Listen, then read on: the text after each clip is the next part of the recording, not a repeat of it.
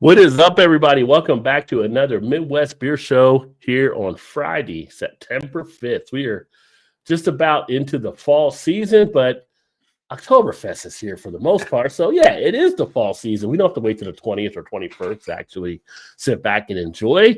And we're going to get into some Oktoberfest beers tonight as we talk about some of the things coming out of the Midwest and whatever else we get into. There's some national stuff we'll take a look at as well.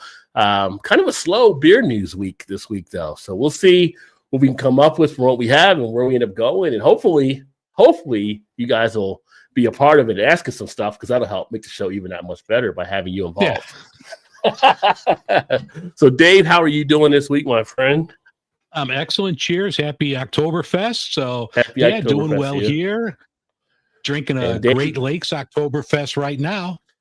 Yeah, Dave's already poured his, so I haven't poured mine yet. He's already almost due his first, but technically I've already had a couple earlier. If you saw my post out back, I was relaxing with a cigar and a couple beers. So I had the Pipeworks one, the Lizard King, and I had one of the Yingling Oktoberfest. So I'm going to crack open some other ones here as well. Before we get started, the Oktoberfest glasses, how many of those do you have in the house, Rod?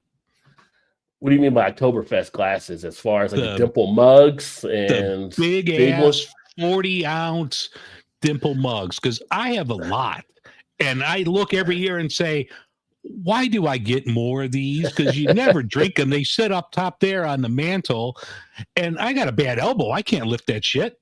Yeah, you asked my wife about glassware. I got too much. I've got a good amount of cabinets in the kitchen to the new house taken up with beer glasses.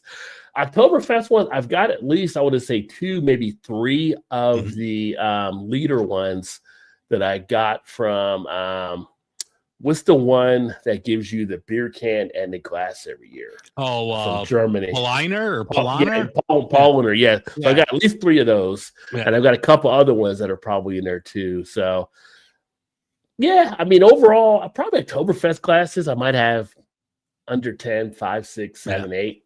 Other stuff, like I got way too many like shaker pint glasses, but that's from brewery logos and stuff on them. And then a lot of snifter glasses, because I drink a lot of the higher ABV type stuff. Try to have the hashtag proper glassware. And then some other fancy type stuff. I got a flange in there, which is one that's like that skinny glass that you can have, which is good for some styles. And total glassware. Total. Yeah, it's probably, I'd be maybe even cut myself short if I said 100 or so probably in there. Yeah, it's funny. I got into looking at like estate sales, and sometimes I'll go to estate sales and get some stuff and find some good deals like Steins and all that kind of stuff. And some of these houses got so many glasses. Like, man, they got a lot of glasses. Well, so when I pass away, somebody's gonna be like, this guy had a lot of glasses. I got enough to leave a nice collection in the will to somebody, right? So but I'm going to go ahead and reach into the fridge, and I'm going to grab an Oktoberfest beer, and I'm going to start out with one of the local ones here from Sonder Brewing. It is their Sonder and Friends Oktoberfest. I may have had this on the show last time we did it. The review will be up at some point. I was trying to get all Oktoberfest beers to come out maybe around the same week or so. But I am going to go ahead and pour this one. Sonder, they are here out of the Mason area. They do solid beers. One of their beers, not the Oktoberfest, that a lot of people know them for, is the You Betcha, which is a New England Hazy. So that's a real popular one as well. But this one here is Sonder and Friends Oktoberfest, as you can see there. So nice looking label. Yeah, nice looking label. German beer, food and music, 927.25. Sonder Beer Garden. So they're going to have their own Oktoberfest thing there. You can register for it and look to attend. If you want to do a 5K, they're doing that as well. So it's going to benefit greaterproject.org. So something here in Cincinnati. So nice independent brewery to start out the show with. And I've had the Oktoberfest from Great Lakes, which is also a nice one to sit back and enjoy. Yeah, that's one of my favorites every year, like of the national brands. That's always a solid one to grab. So whenever I see that one every year, usually comes out August sometimes, I have to make sure I grab it because that's always a winner. There you go. And cheers to Vanessa in the house. Great Hey, to see Vanessa. you, my friend. Hopefully you had a great Labor Day weekend. Hopefully you did too, Dave, as well. Coming off the holiday weekend. Yeah. Week was shorter, but it felt longer, I tell you. I know it felt long for you probably at the airport, but You know what? Like normally I take my vacation this week, like Labor Day week, because it's the best week to travel. Once Labor Day hits, all the kids are back to school. So the flights are empty. Usually, no matter where you go, the weather's still nice and decent. So you could go somewhere and enjoy it. I didn't grab my vacation this year, but like Labor Day was busy at the airport. And then after that, it was a ghost town. Like you could throw a football down the hallway and it was quiet. Like today, I'm just sitting there like nodding. I'm like, I got to stay awake for that. I got a live stream coming out at 8:45 Central. Yeah. So it's like once everybody got back home, that's Yeah. it. Wow. So for the flying and everything. Vanessa, I liked your titanium canteen video. One of my favorite titanium products companies. So there you go. And she was telling us she was going to do smoked brisket. She was telling us last week where me and Todd did the happy hour, and she said it was a hit. And I don't doubt that, Vanessa. Everything you make is a hit, I believe. So, we'll know all the stuff you make and cook and grill and everything you do. So I'm sure everybody really enjoyed it. Like, why would you not want to go to Vanessa's house to eat? Absolutely. Mm-hmm. Oh yeah. Nice one here. Nice maltiness and everything with the beer, which now we're getting into the cooler weather. I like having that maltiness at Oktoberfest, you know. They come out in August. It's kind of like still warm depending, although we got a little bit of a cooler last week, August, but now you start getting the fall and sitting outside, having one. It felt like it hit better, you know. Yeah. Yeah. Football's on the weekend, so yeah. Open on Oktoberfest, yeah. Yeah, it just works. It's just that right time. It feels to be that right time of the year to actually sit back and enjoy. Now, Oktoberfest as a style is one I could probably drink at any point during the year. I know obviously it comes out that one time for the season, but it's a nice, malty rich lager to sit back and enjoy that can always, be welcome here. But like we have a brewery here, Kishwaukee. Oh, pardon me. And they make the Märzen, whatever you want to pronounce it. They make that style year round. And, I've had that and it's a great beer. But like, do you think if you were able to get this type of beer or a fest beer, if you will, year round, you wouldn't appreciate it as much this time because it's something, I could just pick that up anytime? You're probably right. It probably would be a burnout type factor if you can get it all year round, because it does give you something to look forward to with the season. It's kind of like IPAs. I get burnt out on them more than anything else, right? Yeah. So because they're always out there.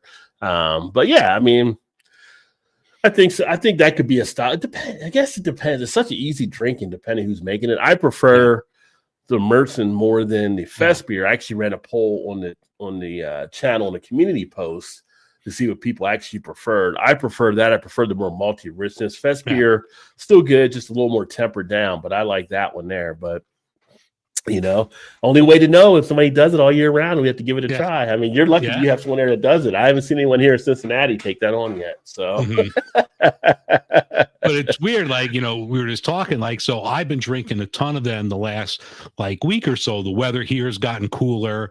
And then last night it was like, damn, I want something with some hops. So I had to grab an IPA. I'm like, I just need something with a little hop right now. That kind of gives me an idea, because I actually do have some of the abstracts vials here where they actually can add those flavors into a beer. It's fully soluble once you put it in there, you let it sink in. And they have like Citra and they have Centennial and different ones. I wonder if I can try. I might have to do an experiment, try that with one of the lagers like Oktoberfest or something like that, and see how it performs. Because maybe I can make it a hoppier Oktoberfest beer, which I'm all about. Like I was always a fan of the IPL, even though we call it the cold IPA now.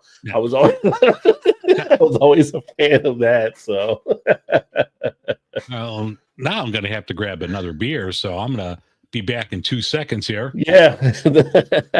So yeah, Dave's gonna grab another one there. We're gonna actually both of us gonna take a look at the one from Firestone here tonight as well, which I did do the review on it, and Dave also did a review. But being Oktoberfest, figure we'll have one of those. Vanessa's doing the apple dumplings tomorrow. That sounds nice. Apple dumplings. You did smoked brisket. What else you got going on there? You're going to make me hungry again. I had Chinese food earlier for dinner, and as we all know, Chinese food doesn't stick around. So, Vanessa, you're going to make me very hungry if you keep talking about this other food, because by the time I'm done the show, I'll be ready to eat something else. I just looked up on my screen and saw apple dumplings. I'm like, damn, I can go for that. Yeah, that's what she's making this weekend. So, she's always got something good happening for sure. So, which one did you grab there? Did you grab... You know what? I grabbed a solemn oath because I know we have one that we're going to talk about jointly together. So this is their Märzen solemn oath. It's a great brewery out of here. So the can art looks really cool. I have not had this one yet, so I'm looking forward to it. A lot of foam here. Good color, maybe a little lighter than like the Great Lakes, but still looks good. Yeah.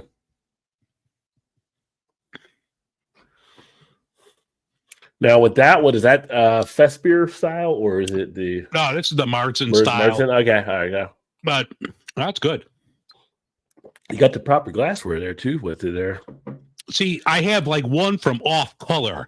And so this is like my only normal Oktoberfest style. Like I said, I got UCL issues. I'm going to have to go under the knife soon. Yeah. I can't be lifting those 40-ounce things. I can't do it.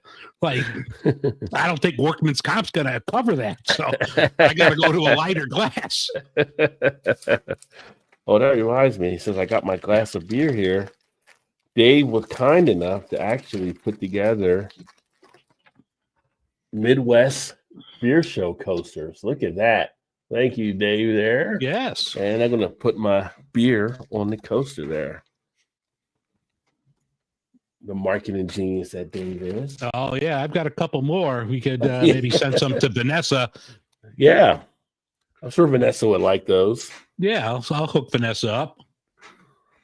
But speaking of Oktoberfest, so the big thing upcoming here, if we want to jump into that, will of course be Oktoberfest Cincinnati. And I know people have heard me talk about this many a time before, but we do have the biggest Oktoberfest outside of Munich.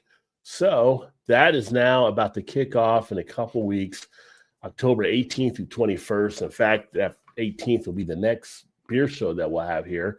But this is a great event. I mean, it's a matter of, if you haven't I've been to Munich, right? So I don't have that contrast to compare it, but I just know with this one here, over 500,000 is usually around the number that used to come in. And that might have been pre-COVID or whatever, but it's built back up again. And we get like tons of people, and we bring in the German breweries. With Oktoberfest, there's only like 6 actual breweries that are allowed to be at the one in Munich.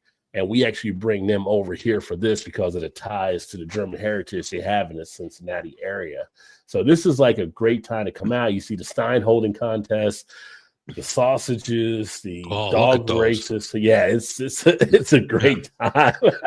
I mean, actually, I got my Oktoberfest hat here that I usually will wear when I go to it with the pins and everything. But the last pin I got was that one here from Germany that they actually have. But here you have the little dogs where they had the Datsun races. Yeah, those wiener dogs. Popular. Yeah, wiener dogs are popular there. I don't know if we'll get Joey Chestnut in this time. I haven't seen anything yet about him coming to town for the sausage eating contest, but last time I went, he actually crushed it. And it's kind of good. It's a free admission type thing. So you can go to the event and you just pay as you go, drinking and stuff like that. You don't have to worry about like buying drinking tickets or anything along those lines. Sam Adams is going to be one of our sponsors for it. And of course, they have the Sam Adams Tap House here. Jim Cook, being from Cincinnati, was something that he brought back to the city. So they have a lot of good stuff that'll take place. And, people don't talk a lot about their Oktoberfest, but I think they do a pretty good Oktoberfest beer themselves. That's always been a solid Oktoberfest beer. And that's something like, outside of, people in Munich, that was probably one of the first craft Oktoberfests a lot of us had, because you could always get it. And it was just a great beer. Mm-hmm. Always seems to deliver. I mean, obviously they're so big now, they can replicate and usually be fine doing so. But yeah, that's just one that's always a nice one to have. Like I said, the dog races, the bratwurst, the pretzels, everything they got going on. And then what else they got on this one here? The different entertainment. So you still have, like I said, the German breweries will be here, but they'll have some of the craft breweries that'll be there as well.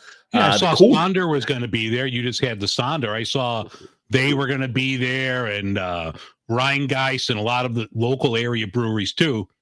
Yeah, it's like your name's Rheingeist. You almost have to be there. Yeah. So, yeah. You can't really take a pass on it. I'm like, this is your one event you need to really be at. Yeah. So I've never done the Steinholden competition. That would be kind of an interesting one to kind of do. I've had friends that have done it, and I've actually had one. His wife ended up winning the women's competition doing it. But those do get heavy after a point, I know, when you're standing up there. I'm probably too busy trying to drink too much beer. Yeah, lots of entertainment. That takes my attention away. That got to happen here. Of course, you get the polka and stuff like that. You get the chicken dance and things they do. So now, isn't that like the world's largest chicken dance that I was reading? Yeah, world's largest chicken dance they've had here. Also, Hofbrauhaus is right across the river, so Hofbrauhaus is usually a part of it too. So they usually have stuff happening. There's just a lot of fun craziness that takes place with it all. This is like some of the entertainment from some of the acts and stuff that'll be there as well. But it goes that Thursday through the Sunday, and the beer guide, they have that added here to the site as well. So Braxton, and we're going to talk about the garage beer here in a little bit too, but it's funny because all the stuff that are happening here, you'll see in this picture, Braxton Brewing and garage beer. Yeah. And I tell you, people talk about, the Kelsey brother. I'm like, dude, I was here when it was originally crafted. Braxton was the one that originally came up with it that ended up selling it off. I mean, great story behind that beer. You got Erdinger will be here. You got your craft ones here, Mad Tree, Grey Works, Fretboard, 50 West. There's Rheingeist, like you mentioned, Sam Adams, Redeberger Group. You have the Molson Coors family. Founders, you mentioned Spaten, Stiegel. Yeah. I've never heard of Stoop Days before. West Side, Weissstefan, Vorsteiner. The cool thing is when they come over, it's not just the Oktoberfest beers they bring. So they'll have Keller beers or some of their Dunkels and stuff. And you don't usually see them in stores. So you get a chance to really experience some different things. And it's a totally great experience to go to if you get a chance. Now, you mentioned it was free admission. So you pay as you go. You get full pours or you get half pours? Because I think if you're getting full pours, you're going to be out of there pretty quick. No, you get full pours when you go in the line. At least last time I went, it was pretty much a full. I would say they use 12 or 16 ounce cups. They might give you a choice of large or small, but yeah, you get the full pour though. It's not like a little glass or anything like that.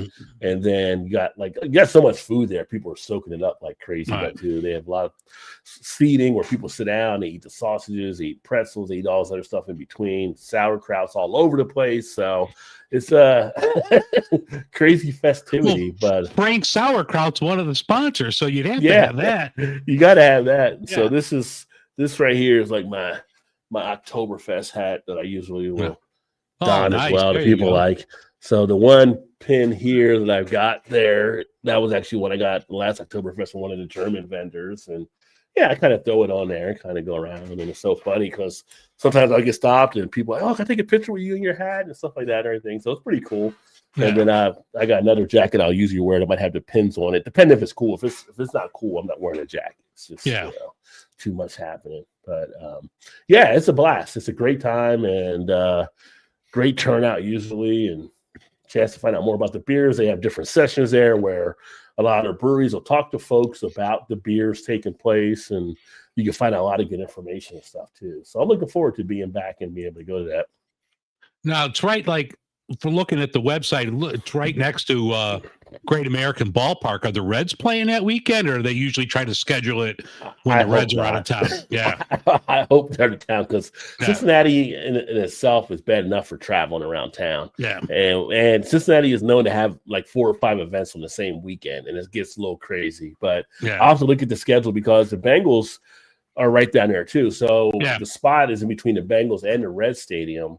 And then we also have the soccer team here now too. They're not downtown, but people will come in to see them play, and they're probably about 3 or 4 miles away from downtown. Okay. So you got a lot of stuff happening. Now, if you drive Uber and you drive Lyft, it's a great weekend for you because they make they ratchet up the prices. And people are like, well, I can't drive if I'm drinking. So a lot of those drivers make some good money that weekend for sure. Sure, the taxi drivers hate those guys at that point, but it is what it is, competition, right? Yeah. Right. It's capitalism at work. So, but no, it's a blast, and a lot of good stuff down there. A lot of great times. So if you get a chance and you hadn't been, definitely try and do that. If you're watching this and you're more local, definitely recommend trying to get down to it for one of the days, whatever day it may be. Cincinnati just does a great job. It's going to be at Sawyer Point and Eastman's Cove, which are both like right off the river and stuff. So knock on wood, good weather.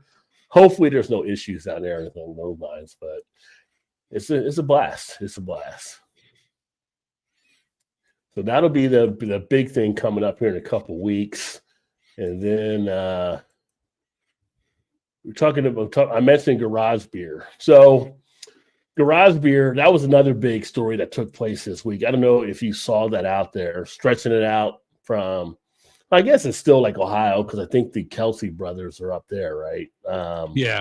Yeah. So they just got a huge, like $200 million investment into them from one of the investment firms. So they've got money to play with a little bit. And unfortunately for like Braxton, they actually, I guess, sold out their remaining interests under them. But, that allowed Braxton to actually do some more things on their end from the money they got infused as well.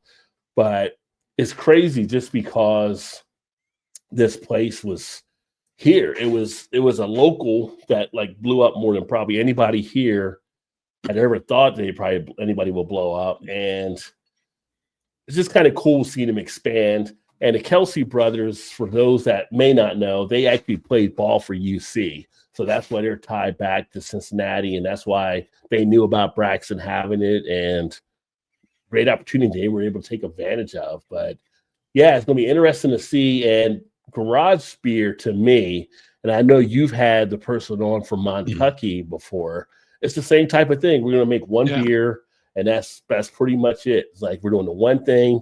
We're going to do it as best we can. Now, I will say they have the regular garage. They do have a lime version. The lime. I haven't had the lime. Yeah, the lime's not bad either, but I'm not sure they're going to expand out past that. So a little bit different in Montucky, just stays with their one cold snack one. But they're doing something that's hitting home. And for a lot of people that have been getting their stuff, it's relatively inexpensive. I think it's still considered to be like a craft beer, as far as I know. You get a 12-pack of it, and I think a 12-pack might be around $11.99, $12.99, whatever it is. It's not huge, like versus some of the other craft beers. It's more than what you pay for that, but versus the macros, it's right in the ballpark you would want to be in. So you talk about an easy drinker. Like if you're a golfer, like people in the golf course love having like this beer out there. It's such an easy drink where you're not getting hammered. You can just knock them back. Yeah, I mean, I had somebody from Garage on, like when they were starting to expand into Illinois. And they were just saying, we're going to stick to what we know. We're going to have the lime. We're going to have the regular. And I mean, the person I talked to, I don't know if he's still with them, but he was like, this is what we do. It's beer flavored beer. We're not going to have, grapefruit or anything like that. This is it. It's a beer you could have in your garage. Now that they're so big and have the Kelsey brothers, I don't think I'll get them on again. But it was cool to talk to somebody from Garage when they were coming out. Yeah. What's the odds that garage beer is going to be the beer for the wedding, right? If Travis and Taylor, I almost forgot her name. I mean, sorry, I'm not huge in the whole Taylor thing, but I know of her. I know who she is. But yeah, if they have a wedding, I'm sure that'll be the draft of choice there, right? Yeah. And I know the brother Jason loves putting them away too. Yeah. So now, yeah, but again, I'm sorry. Do you see, like, I don't see a lot of people here drinking it, and maybe it's just because there's just so much good craft out there, and there's local Chicago breweries doing their version of a craft macro. So I don't see a lot of people drinking Garage. Here we see a good amount because it's based out of the roots of Cincinnati. Yeah. So you'll see a lot of people buying it from Kroger and a lot of the beer stores, and they'll be drinking it. Like I said, people that golf, play softball, whatever it may be, that beer that you would have around is an easy drinker to actually do. Yeah. Long work done, grab a Garage beer when you're done playing poker games with buddies, grab a Garage beer. You're not getting all hammered. You're not going to take all your money because you're too drunk. You know, you can have that versatility. You have that tie to it. But that's one of the things they're going to do with this additional money, I believe, that was funded in to help them get more distribution across the country. So it's tough, you know, because we know from working with and talking with a lot of the people in craft beer that community has gotten tougher. So a lot more people are community sensitive on what they're actually drinking. Dollars are definitely getting tighter for people in the economy, so they're choosing a lot more of their community-based type stuff. But at the same point, if those community ones become too expensive and you got like something like this, you can say, oh, I'll just grab this one. It's not one of the big, you know, conglomerates. And at the same point, I can save a few bucks. So it's just finding that space for it, you know. But you'll see, I think you'll see more marketing coming out for them on getting it out there on stuff. But it's definitely it's an easy drinker. I'll give them that. It's just so funny because if you ever came here and you went to Braxton, their craft line is so great. And it's just like, it definitely seemed like that was the oddball out for what they do from the craft side. It's kind of like you're making that, and it was ahead of the game. It was ahead of the lager push we see now. Yeah. So they came up with this back in 2018. Everybody was still in the IPAs. Everybody was still giving me the pastry stout, give me all this and that. And like their dark charge is a great imperial stout they put out. It was kind of like the redheaded stepchild there. Yeah, over here with this Garage like lager, and now it's like huge. So yeah, I think like them and the brewery in Grand Rapids we don't talk about when they had put out Solid Gold. Those came out around the same time, you know, 2018-ish. But yeah, they were definitely ahead of the curve. Yeah, definitely. And yeah, that was that other one. But the other one, like that Solid Gold, never really. To me, it didn't gravitate as strong as what Garage beer may have had done, you know. So, but yeah, it was out there, and then they're all day still gets a lot of people, I know. But so if you happen to see it out there, if you hadn't seen it, you probably will see it now because they got money to play with. So, probably coming to a beer store near you. One that is going to be making some changes that I saw as we go out to more of a national perspective. I'm not sure how far their distribution goes, but we do get them here, or we were for a period. I'm not sure if you actually get them where you're at, but I saw this earlier with Hop Valley. So Hop Valley is now going to be closing and relocating their Eugene, Oregon pub within the next 12 months. So Hop Valley Brewing, are you familiar with them? Have you had their beers? I know the name, but we don't get them here, so I've never had them. Yeah. So basically they're under Tilray now. And so they announced they're going to be winding down operation in Eugene, and they'll keep the tap room open, but they're going to be changing some things there is what they're saying. So they do some decent beers, I think, from what I've had. I've gotten their variety pack before. I got one of their 12 packs one time when we went down to it wasn't Gatlinburg. I think it was when we went down to the Gorge, and I was surprised. I was pleased with the beers, but I had not heard of them, and I thought they were all pretty decent. Now under Tilray, I guess you're still considered craft for the Tilray brands, because I think they don't consider them as being like the macro type ownership, but it's still kind of weird trying to figure out who is craft and who is not craft anymore. Yeah. And if people really care as much about that anymore. I mean, I know some do, but I think there's definitely a growing number that are just like want to have a good beer. You want to have a good beer at a decent price. You know, you were mentioning with like Braxton and the Garage, people here will still drink Goose Island, even though they're owned by AB InBev, and a lot of the stuff that you're drinking is made in Pennsylvania. But, you want a solid beer at a good price. And I think that's, nerds like us are going to drink local and going to drink craft. But I think for a lot of people, you got to go with the wallet. Yeah. That's more and more nowadays, seeing some of the stuff that's coming out. And I think we've now got the position that we have more people without jobs than jobs that are hiring, right? So we're definitely seeing some things happen in the economy. So it'll be interesting, but it's sad to see when they're well known in that area, and they're going to have some people displaced. So that's always sad to see. Mm-hmm. But at the same point, it is part of the business cycle. Yeah. It is something that companies have to go through, unfortunately. And we see the ups and downs all the time. So maybe someone come in as a new buyer, and next thing you know, might be a new brewery out there. Yeah. We'll have to see. So the other thing too that I saw and I don't know where this idea came from, it's kind of bothersome a little bit. Like, why is this happening? Like, ice cubes in beer. Somebody's got to explain this to me. I have no idea why this is happening out there in the world, but this is a new trend, and it's a new trend that seems to be happening with the younger folks. 28% of 18 to 35-year-olds are putting ice in the beer. They're ordering beer and they're putting ice because, to keep it cool or cold. Or like, if you just want a watered-down beer, why not just get a Coors? Get a Coors Light. Get a Miller Lite. Get something. Or turn your refrigerator down to 45 or something. Yeah. Right. But this has actually been a trend, and I don't think anybody knows how it started or why it started, but it's something they're definitely seeing with the younger folks. Yeah. No, that's something I'd have to pull to get off my lawn if I saw that. My son, don't go there. Right. Just reading some of the stuff in here is funny. Like, I have to say that sounds like a lie, and yet there's undeniable proof of it in the form of a survey of 2,000 people that were recently commissioned, where this is actually happening. The true number of icy beer fanatics is probably higher. I've seen mainly women put ice in wine before. And I don't know why they put ice in wine either, but it started in France. No wonder.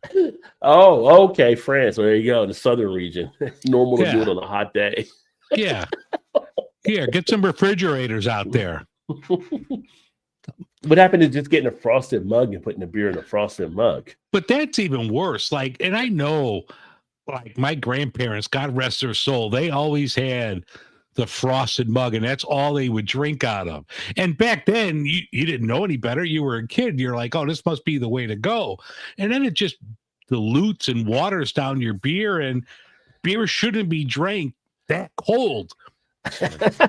But I do remember when people would put, like, some of their beers in a freezer. Like, some people and it was mainly more the macros, where it's almost like ice chips in it. So the ice thing I do get somewhat, because people will put it into the freezer, but it'd be like a Miller High Life or something along those lines.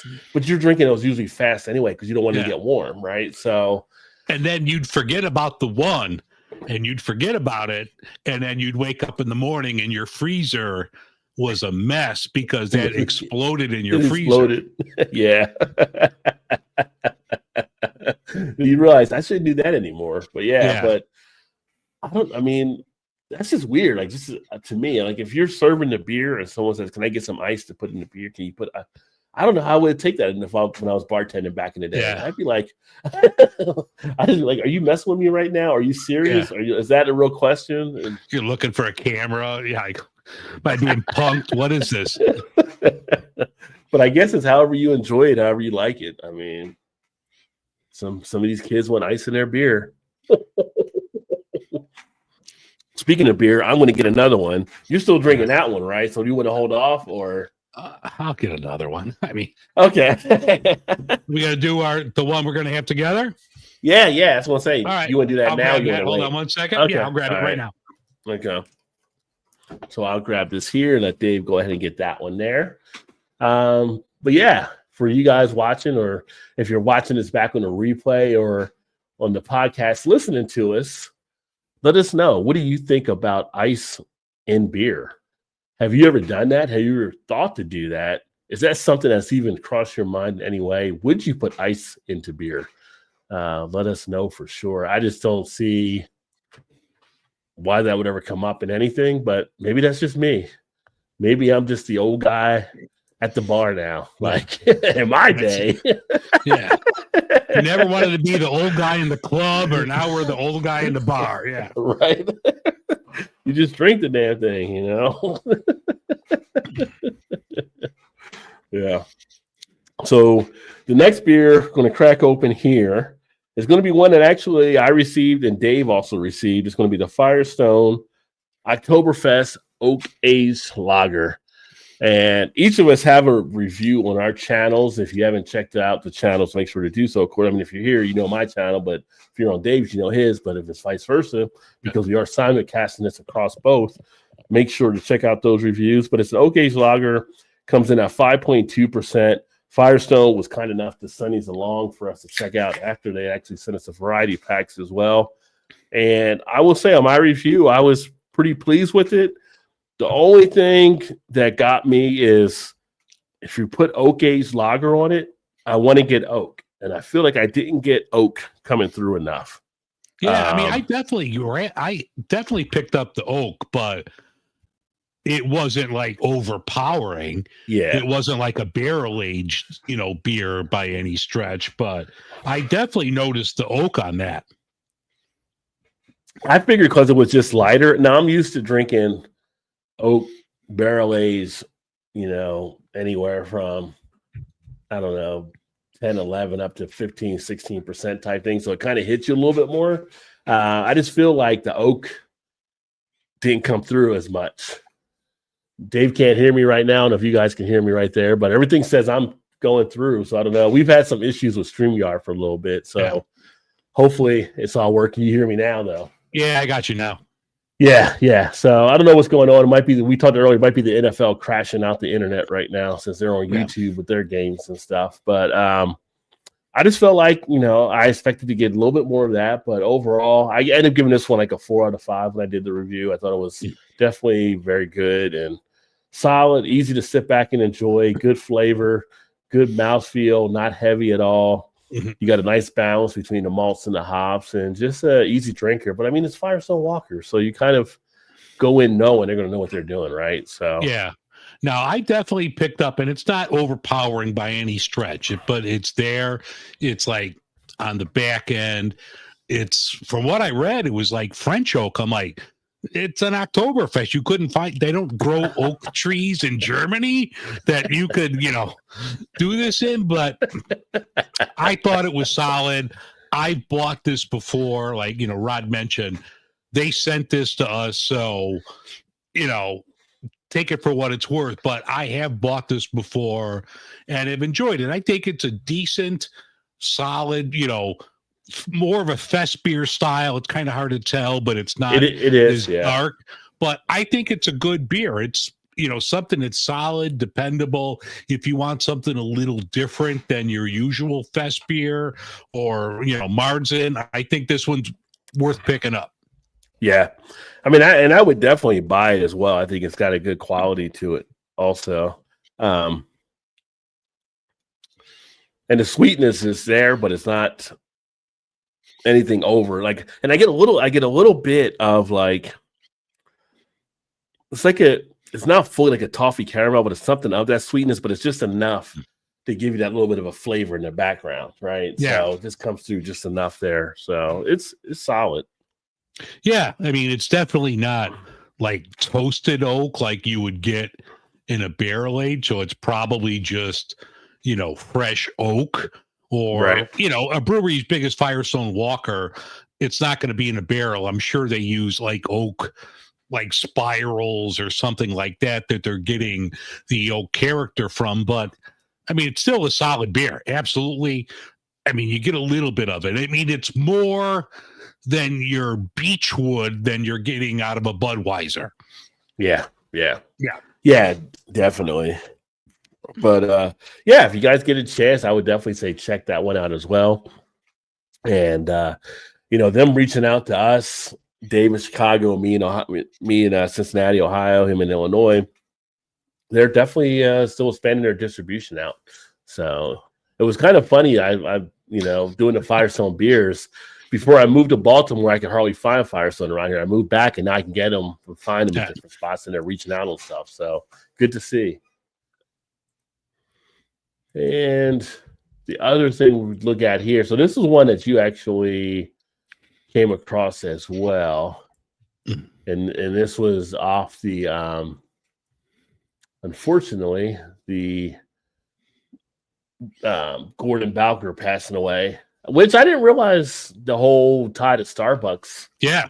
Also with the beer, with Red Hook. So he actually co-founded Red Hook, but then also later on was a person that helped to invest to get Starbucks rolling. So, and like way back, and it was out for a couple years, and it was even distributed here in Chicago, but they did a coffee stout that was used with Starbucks coffee, and it even said on the label, and I even had a magnet that God only knows where it is, but I forget the name of the stout now, but it was like brewed with Starbucks coffee. And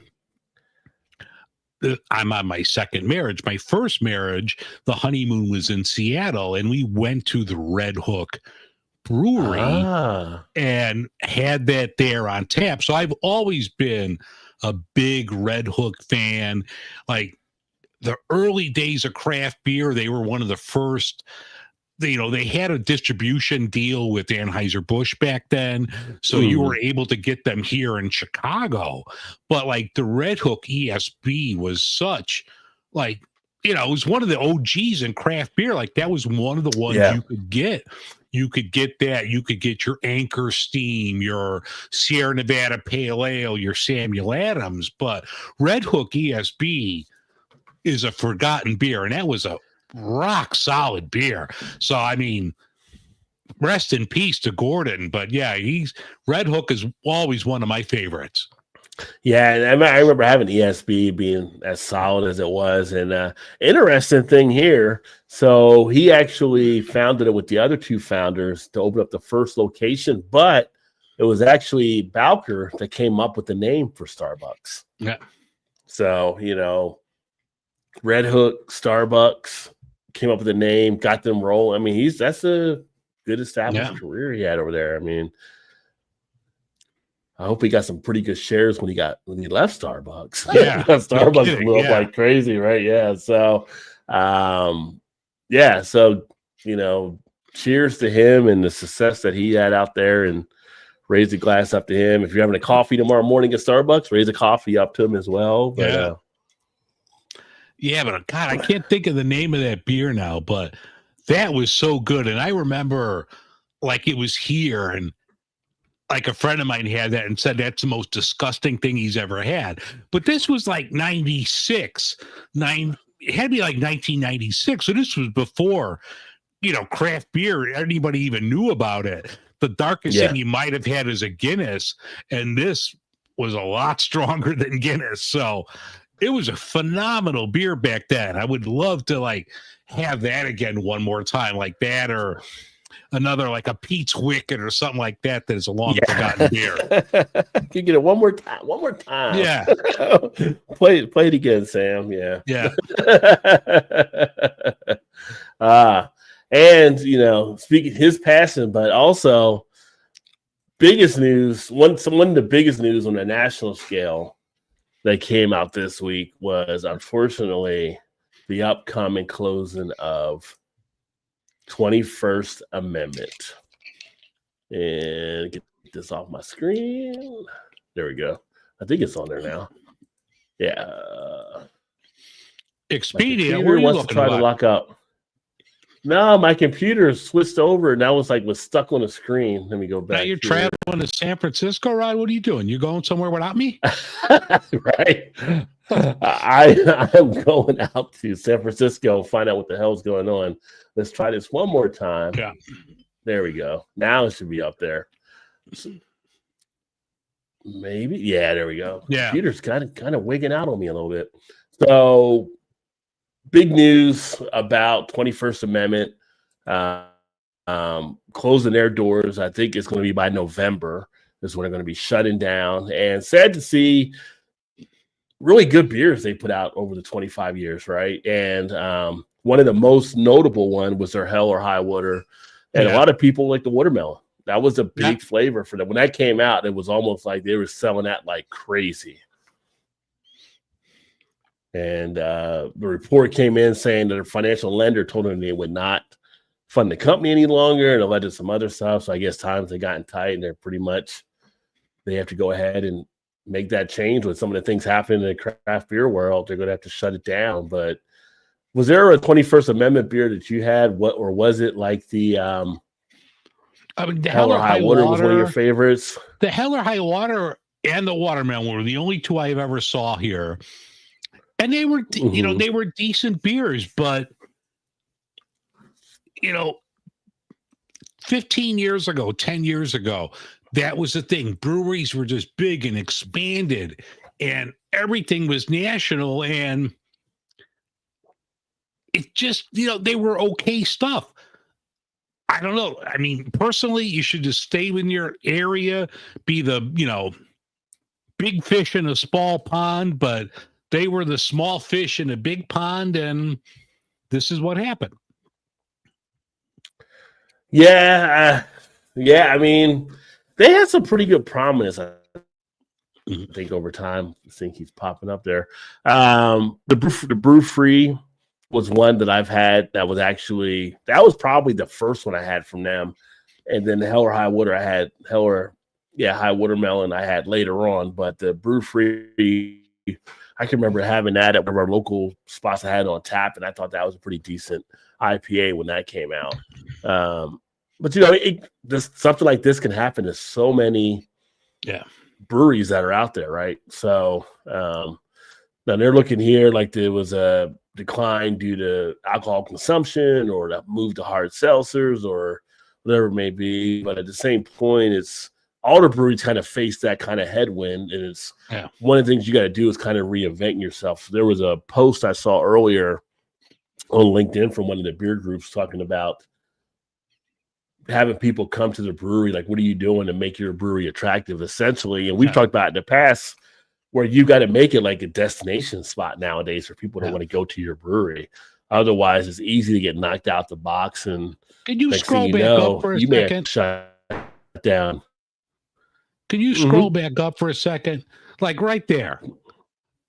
Go back a little bit down, bit down. This paragraph underneath that picture.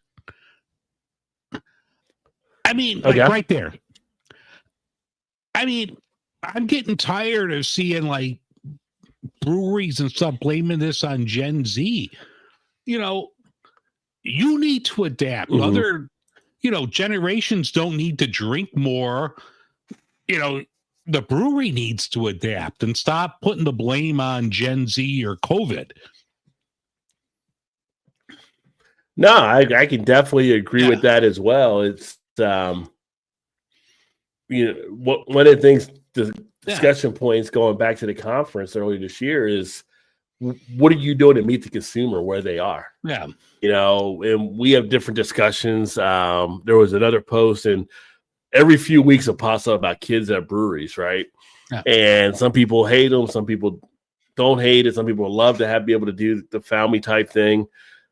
If you got a business model you're trying to build, and if it's going to make you have success by being able to have people be able to bring their kids or whatever, like you're not trying to make it a daycare, but the more access you can provide makes it a better opportunity for your business. Now, if you're a parent bringing your kids, all I would say is make sure you're taking care of your kids and not thinking other people have to watch your kids. They're your kids. Like the beer tenders and everybody else is going to watch your kids run around, and we don't want them causing accidents and having people wait staff trip over them, all that kind of stuff. So sometimes I think parents let that get away on their end.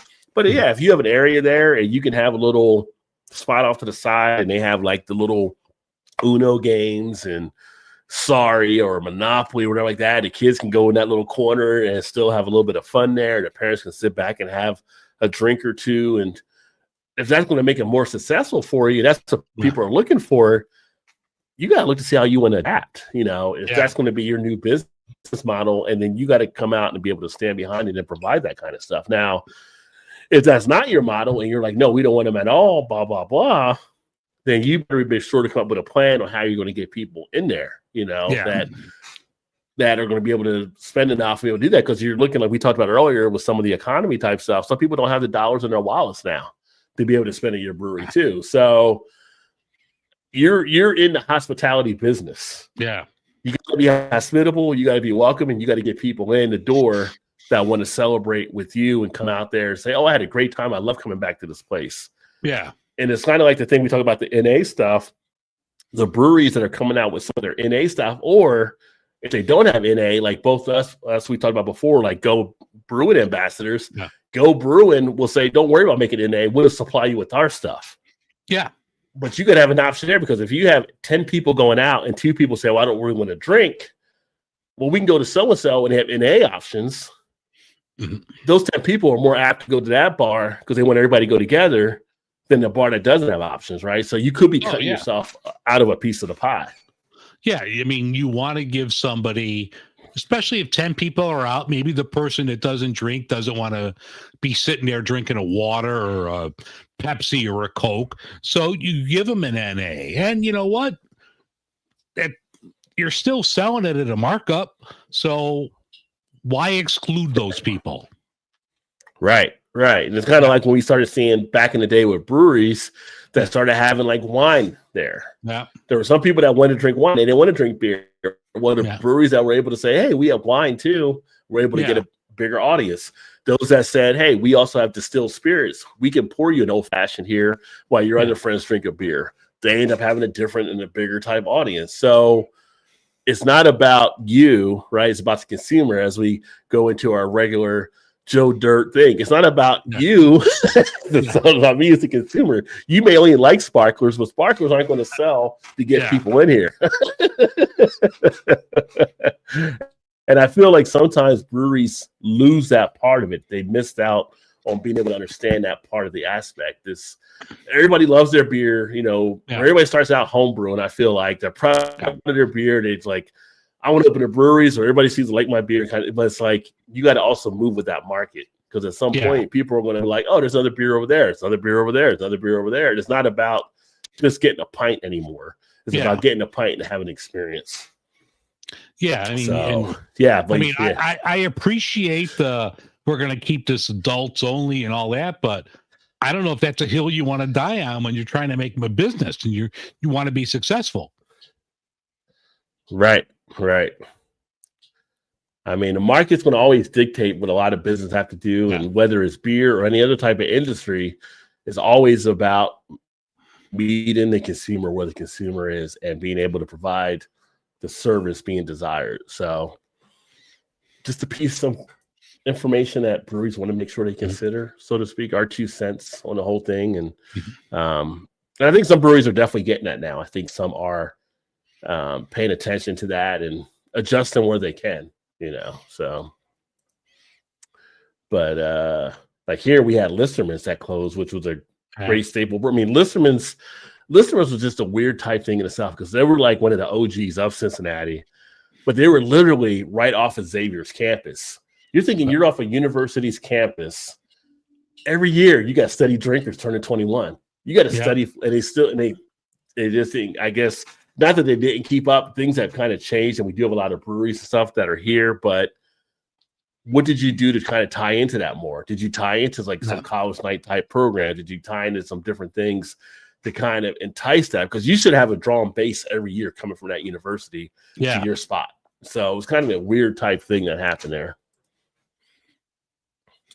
And then we had one that was just funny. So this is just what I saw before we went on tonight, which is kind of a weird type thing. So this is out of Minnesota, and it is for this Minocqua Brewing Company. They're Wisconsin.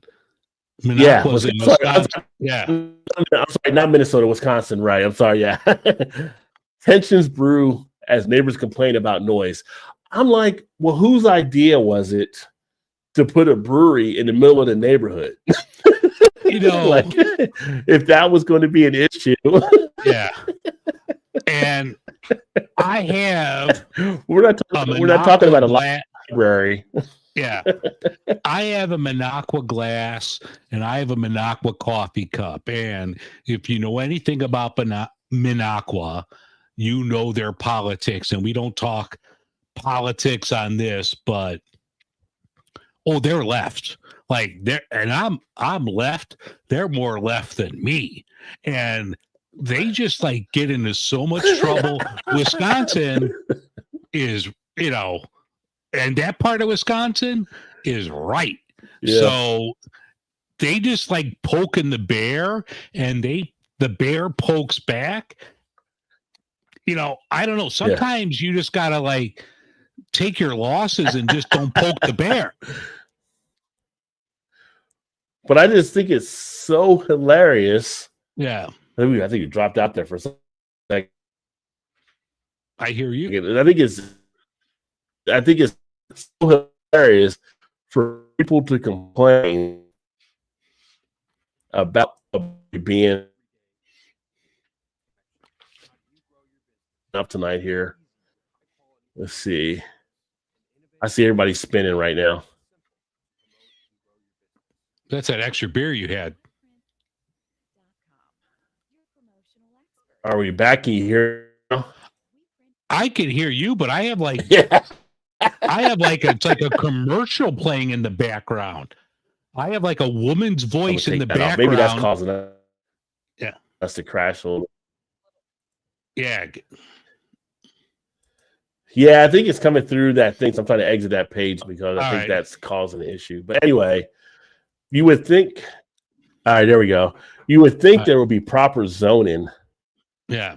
That would be like, okay, we're putting a brewery here. Like, did people not go to the city meeting? Like, we don't think we need a brewery in the middle of the neighborhood or whatever? Or is it like they didn't realize what was going to happen when the brewery got there? Yeah, I mean, I think it's a lot more than that. And I get their emails and I don't know. I mean, like I said, I agree with their fight, but sometimes you got to know what you're getting into yourself. And yeah, I don't know. Maybe it's just because I'm older. It's just like sometimes you just don't. You got to pick your battles, And well, and they pick a lot of them. And they pick a lot of them. Now that might be other top. At least on that story, they were saying it was about the noise, but now they're having rallies over there too, and it's like people speaking about stuff. The other neighbors that might have their different political view might complain about that, but it seemed like some of the stuff they were showing were about bands playing there, like whatever. So I don't know. It's just kind of a weird thing. You put a brewery in the middle of a neighborhood. You got beer, you got adults. It's going to get loud. It's just not. It's not going to be like a library type thing. Oh. Small bad told me that you were leftist doesn't mean anything with beer. Yeah. Don't even. So I mean, you can still enjoy the beer. But it's like, but you said they were like far left. But it's interesting to actually see that to take place. And then the other one I had, which was the last news story, because like I said, it was a quiet news week for the most part. Yeah. I saw something on Yahoo, which I thought was interesting. I thought was pretty funny. And this was basically taking a look at cheap beers you should avoid buying according to customer reviews. So any thoughts? Any thoughts that what might be on the list here? Any thoughts on the cheap beers you might want to avoid offhand? Probably some of that shit I drank with bum wine last week. Whoops. Can you hear me, Dave? I hear you. You froze. Oh, yeah.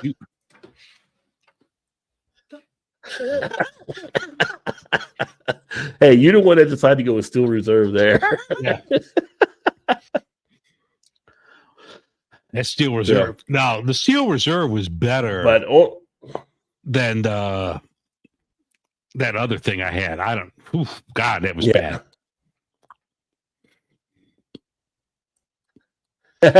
What I'm going to do is I don't know if that is screwing with it, but I'm going to stop sharing the screen, but I'll go down the list here as we talk. Yeah. One that should be on one I will agree with that should be on everybody's list. Budweiser Select 55. Oh, God. Have you ever had Budweiser Select 55? I've had Budweiser Select, and that was bad enough.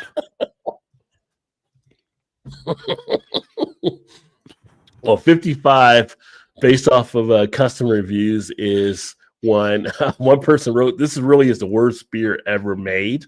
That was somebody on Beer Advocate that responded on that one. 55 calories of 1.9 grams of each, but not worth it. I'd rather be fat than drink that beer. Yeah. So another one that came up on the list, which is, I guess, is kind of a little surprising. I see people that actually like to drink this one, Natty Light. When was the last time you had a Natty Light? I don't know. It's been a while. I can't say I've ever had a Natty Light. Right. But I don't remember it being like as horrible to be like one of the worst beers I've ever had.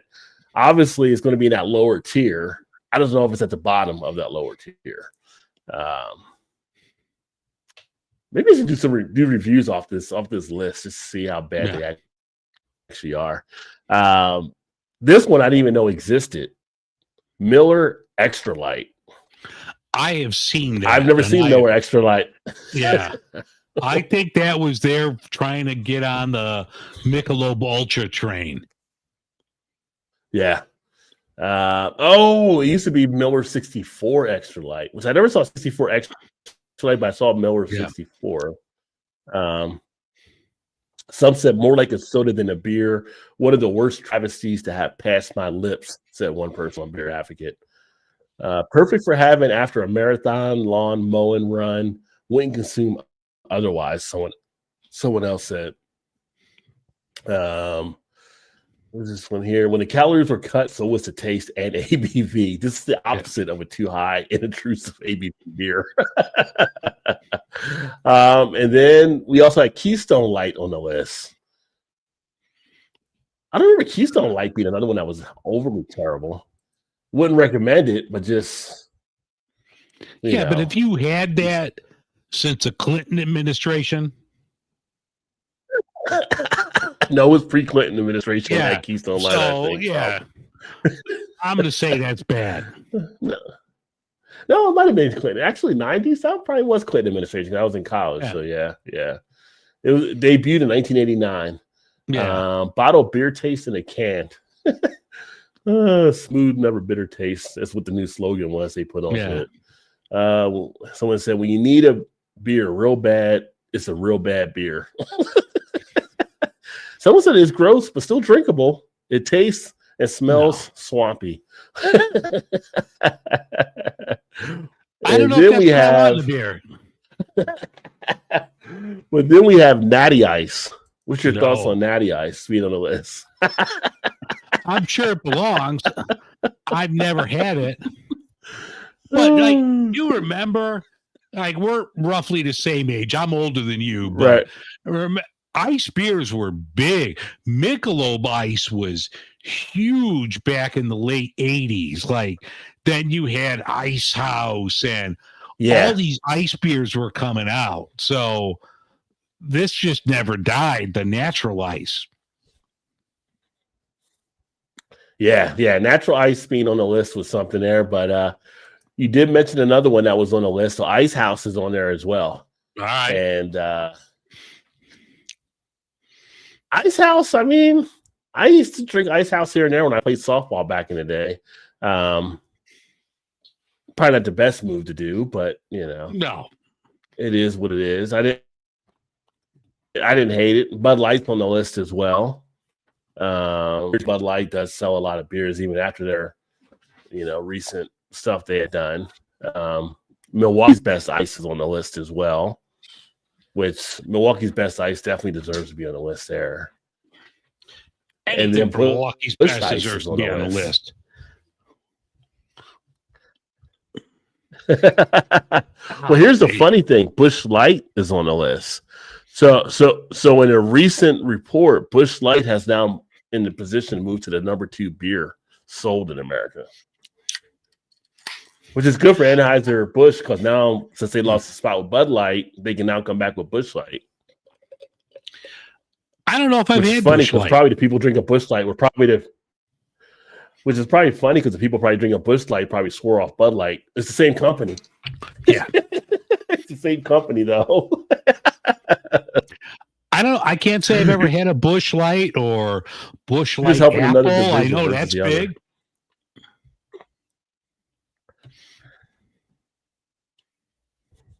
Yeah, that's big too. Mm-hmm. And we also have Mick Ultra on the list. Which I got no problem with Mick Ultra though. I've had Mick Ultra before. I mean, it's a lighter type beer. I mean, I had Corona Light. Corona Light's one. I'm not a huge fan of Corona at all, unless it's a Corona familiar. No. But all the other Coronas, yeah, they can go on the list for me. So yeah. And then we had the Bud Light Clamato Chelada, which really is like kind of a mess in a can in itself. Yeah. So, I mean, I like Cheladas. Some interesting ones. Any other beers you're thinking? I mean, I like Cheladas. I don't want anything that's got clam in it in a beer. It's just no. Yeah. That's just no. God, no. I know people like the Modelo. I know people like the Modelo Cheladas. Yeah, I mean, that's okay. Yeah. I don't want clam juice in my beer.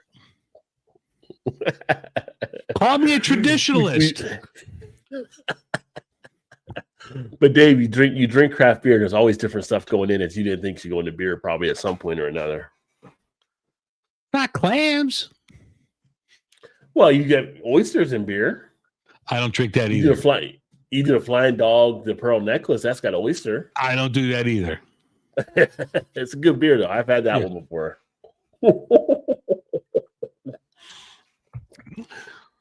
So if you had to add beers to the list, that's probably why you have to take the blue pill, because I don't have the oyster beer. It keeps you running steady. So yeah. It's oyster. Yeah.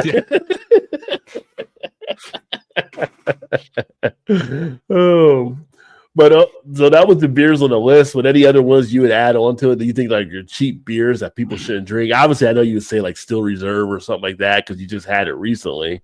You know what? I was expecting a lot worse from Steel Reserve, and while it wouldn't be the first thing I reach for, I've had worse. So, that was passable. Yeah.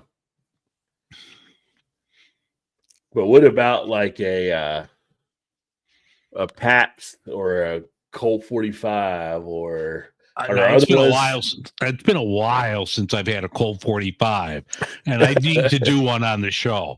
So I will definitely be on the lookout for that, because I do have a Billy D. Williams Colt 45 patch that I want to put on brewer shirt. Yeah, but I do want to have that. But like, to me, Coors Light was just horrible. Like that's just brutal. Like, I would never drink Coors Light. Like, Miller Lite was passable, but Coors Light to me was like the worst light beer that was out there. I mean, if that's your thing, God bless you. It's just not mine. I'm okay with whatever you drink. But so you thought Coors Light, like if you'd put Coors Light, Miller Lite, and Bud Light in a ranking, like how would you rank them out? Like what would be top to bottom? I had a Miller Lite not that long ago, so that's fresher in my mind. It would probably be Miller, Bud, Coors. Okay. Miller, Bud, Coors. Okay. In the battle of light beers. And welcome, Tina. How do you guys feel about that? I like dank beers. I like dank beers. I feel like dank is overused in the craft beer world, but that's the word that gets used, right? So But beers that are kind of like that resiny quality type stuff, I do get into those. Although you usually have that with the IPAs, right? And so IPAs can burn me out for points at times, but I do like it as part of it. Like a lot of people that I say a lot of people, there's been some people that I know that aren't a big fan of the Sweetwater G13 or G13, G20. They're weed like type beers. There's no hemp or anything in it, but they kind of make it to resemble a weed type situation. And I find that to be an enjoyable type beer, but it can be overpowered for some people. Yeah. G13. And so it's a matter of preference, I guess. But any like IPA, like a lot of them, when you're drinking a fresh, you're going to have that dank appeal. I think that comes through in a lot of them. So yeah, I just feel like I just wish people whenever but I don't know what else you would put for it. If it's dank, it's dank. I just feel like it said so much nowadays. It's almost like we talked about the Oktoberfest beers. If you had all year round, would it lose appeal? It's like dank's one of those words that loses appeal because it's just used so much. But then what else do you use for it? I mean, resiny or weed-like, whatever you want to do, still comes back to being dank. But yeah, I drink those, and me, I love finding the new Rouse beers. I love smoky beers, which I am going to do some different stuff here. I actually I don't know if I told you, but I got a smoker for drinks. I haven't used it yet since I've got it, but you put it on top of the glass and you put like there's oak and cherry wood and different stuff. You put like it into it. Dome or over it? It's just like a little thing. It's like a little thing you just put on top of the glass and you turn it on in like 20 seconds. It smokes it. And they like talked about it, using it for whiskeys and all that kind of stuff, which I'm going to try as well, but also for beers to try to see how that comes out. So I will be doing a video at some point there about that. Okay. Yeah. And then, so Tina said the Sweetwater Dank is my favorite. I'm a hazy IPA fan. Rarely deviate. However, now that fall is here, I try to expand my horizons. Remember the smoky beer Sam Adams had years ago. Which one does Sam Adams have? I don't remember a Sam Adams smoky beer, but I'm intrigued. Did they do a Rouse beer maybe? Because they have like 60 to 80 beers they have put out. Yeah. No, I'm curious about that now. I would definitely try that. Let's see if I can see what that was here. I would definitely give that a go too.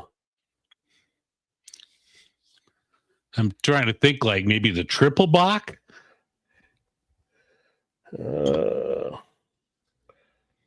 Try to see if I see anything here.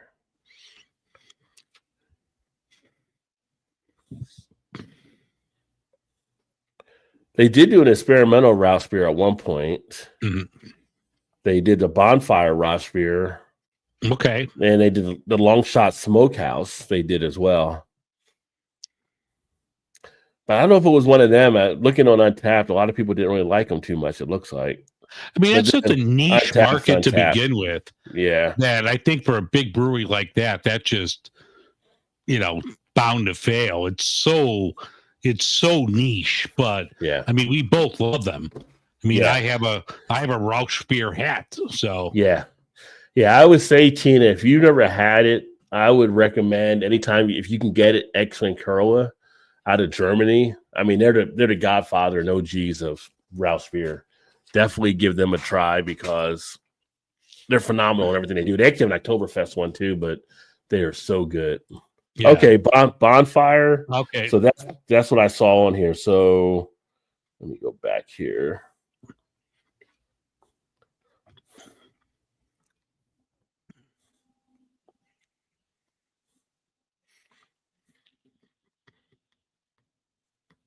So they did the Bonfire Rouse beer. Deep smoky flavor balanced by a blend of malts that provide hints of caramel and toffee sweetness. 5.7. Sounds delicious. Yeah, the last person I saw that shows up drinking it on my Untapped was back in 2016. I had not had that one. Average rating was 2.97 from 1,900 people. Yeah, that's not good. It's weird. And then 7 friends I've had that I've tried it that are usually pretty good at beer stuff, they give it an average of 2.96. So yeah. One of them gave it a 3.75 though. I mean, Tina, I don't know where you're located at, but Chicago area, Dovetail puts out a Rauch beer, all the time, and that's always really good. But it's just a straight, like, traditional German style smoke beer. That's always really good, but it's something you have to be in the mood for. Like, you're not going to sit and drink a 4-pack of that or a 6-pack in a night, but one every now and then, it's a really good beer. Speak for yourself, Dave. I love that style. There's a restaurant called the Old New York Steakhouse, PA, Penn State. They serve the best German brews around. The mugs are insane. Nice.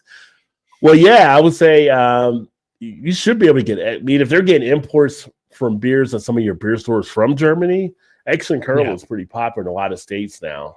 And I don't know if it's changed anything with the tariffs and all that kind of stuff, but it's always like, usually it's a bottle. They did go to Canon on some of their beers, I believe, but if you go to a store, you ask for St. Curla and they have it, I would definitely say give that a try, because that's a really good. I mean, that's top of the mountain for me when it comes to that style. You're not going to beat them. Like, if I go to Germany, if I go to Bamberg, first stop right there, St. Curla, which I do want to go to at some point. And also Belgium. So many good beers from around the world. But like we were talking earlier, Tina, before you got here, I'm down here in Cincinnati, so we're about to have the Oktoberfest in a couple weeks, and we have like the biggest one behind Munich. So it's a lot of great German beers, so we get that come through. But looking at what's going on, I think pretty much the majority of craft breweries in the state have some form of Oktoberfest beer, or a lot of the ones here have an Oktoberfest like weekends or things. So I'm sure no matter where you are in the country, you're going to find a good Oktoberfest celebration to enjoy. And they, like the ones here, all are going to have, your pretzels, your bratwurst, everything. So no matter where you are, I think you're going to find a good weekend to enjoy Oktoberfest. I mean, you can find some good ones that are out there, but just like beer, they're not all the same, right? So it's kind of like, but you definitely have some big things that take place. And since Tina's in PA, I'm going to go have another Oktoberfest. I'm going to have the Yingling Oktoberfest from Pennsylvania. But I was going to say Tina I'm as well. having the Bells right now, so that's a Michigan beer. Bells, yeah.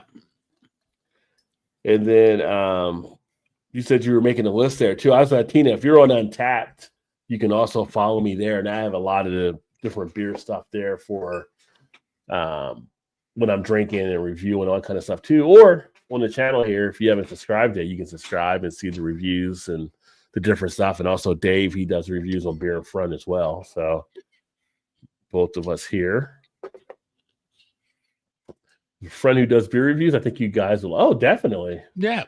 I'm always looking to see other people. What's his name? Really funny she says his name. Like, yeah, we know that guy. Yeah. I know a guy. Yeah, I got.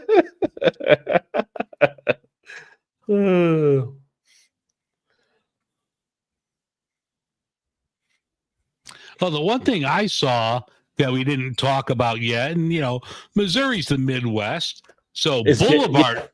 Well, here it is. It's James. I know James. All right. The Lion. Yeah. So I know James. You tell James Rod J said hello. He knows who I am. Yeah. James got funny this thing when he does the beer reviews. He does the beer reviews. He doesn't do them as much always now, but in the past, he would just do them laying in his bed. Just like laying down, like doing reviews for like 20, 30 minutes. Yeah. Well, one thing I saw out of Boulevard Brewing in Kansas City, this is inspired by Creed Humphrey. It's a 52-pack. This is a tailgate ready beer, so you could get a 52-pack for your tailgate, and it's actually like a mix pack. It looks like it has like 5 different beers included in that. So if you're having a tailgate, if you're in Kansas City, you're going to a Chiefs game, you're going to a Royals game, you got to check out this 52-pack from Boulevard. That's crazy. So it looks like it's got, according to their website, it's got a 12-pack of Quirk lemonade tea, a 12-pack of Boulevard Light, a 12-pack of unfiltered wheat, a 6-pack of Southwest Boulevard, and then it's got a 6-pack of Space Camper IPA and a 4-pack of Cherry Blossom and Lime on top. So I think, for all the different beer drinkers in your crowd, you get this 52-pack at Boulevard for $90. $90. Okay, I was going to ask how much it was. Yeah. Yeah, and I've had the unfiltered wheat before. That was actually pretty good. Yeah. Yeah, James is a trip. Good guy. Yeah. I've known him for a number of years there. Actually, I haven't talked to him in a bit, but yeah, he's been doing it he's been doing it longer than I have, I think, on YouTube. So I started in 2015. I think he was doing it a little bit before I started.